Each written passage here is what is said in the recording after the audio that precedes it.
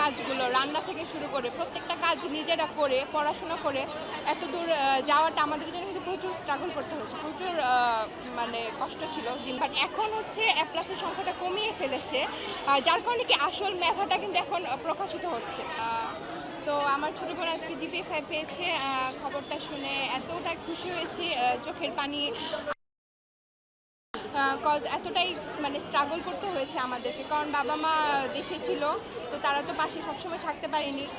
তো নিজেদের কাজ, রেগুলার কাজগুলো রান্না থেকে শুরু করে প্রত্যেকটা কাজ নিজেরা করে পড়াশোনা করে এত দূর যাওয়াটা আমাদের জন্য কিন্তু প্রচুর স্ট্রাগল করতে হয়েছে, প্রচুর মানে কষ্ট ছিল জিনিসটা।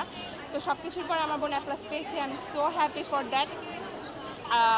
আর তার মধ্যে দেশের এই পরিস্থিতি, মাইলস্টোনের একটা ঘটনা হয়েছে, সেটা আমরা কতটা স্যাড ছিলাম, মানে অনেকদিন আমরা নিজেরাই নিজেদের মতো মানে প্যানিক অ্যাটাকে ছিলাম বলতে গেলে। তো সেটাই, সব কিছুর পরেও এত ভালো রেজাল্ট হয়েছে, তার জন্য খুব থ্যাংক ইউ সবার। মানে আর বর্তমান সরকারকে বলবো, যদিও সরকার আসেনি, কিন্তু আগের যখন গণহারে এ প্লাস থাকতো, বাট এখন হচ্ছে এ প্লাসের সংখ্যাটা কমিয়ে ফেলেছে, যার কারণে কি আসল মেধাটা কিন্তু এখন প্রকাশিত হচ্ছে। তো সেটাই অনেক বড় ব্যাপার।